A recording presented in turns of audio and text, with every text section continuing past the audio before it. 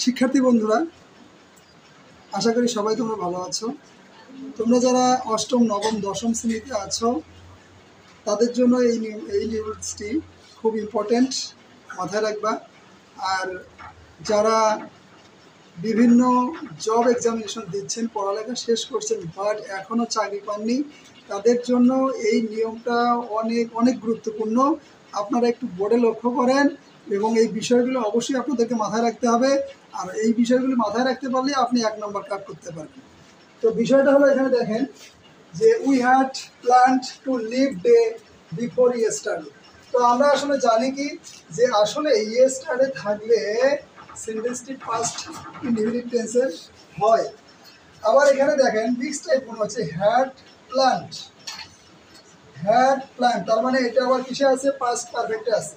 এখানে দেখেন we demanded, তার মানে কি সাবজেক্ট প্লাস ভিটু, অর্থাৎ এটাও পাস্ট ইনডিফিনিটে আছে।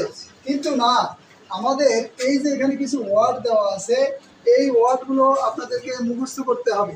যেমন দেখেন ওয়ার্ডগুলো হচ্ছে wait, want, demand, hope, expect, pretend, agree, deserve, hail, hesitate, manage, arrange, ask, claim, decide, offer, plan, prepare, promise, refuse, tend এবং থ্রিয়েটেন।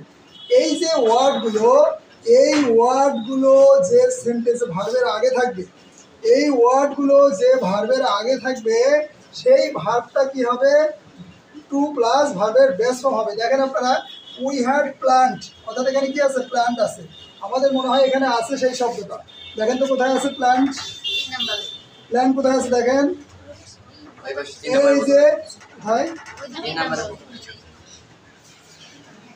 এই যে এখানে আছে, প্ল্যান আছে, তাই না? তাহলে এই যে দেখেন প্ল্যান, এই প্ল্যানের পরে ভার্ব আছে কি? টু লিভ, অর্থাৎ এই লিভ ভার্বটাকে আমাদের কি করতে হবে? সঠিক করতে হবে, সঠিক রূপ দিতে হবে। তো এইটা এই ওয়ার্ডগুলো যেখানেই থাকবে আমাদের তারপরে যে ভার্বটা হবে সেটা হবে টু প্লাস ভার্বের base form, to plus verb. তাহলে এখানে কি হবে? আমাদের রাইট অ্যান্সারটা হবে we had planned to leave day before yesterday. We had planned to leave day before yesterday. এরপর দেখেন we demanded to know our status. তো এখানে কি আছে? ডিমান্ডেড আছে। তাহলে এই যে শব্দটা এখানে আছে কি?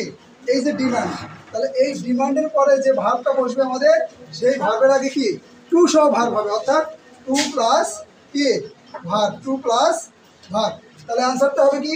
We demanded to know our status. আশা করি বুঝতে পেরেছেন। ধন্যবাদ।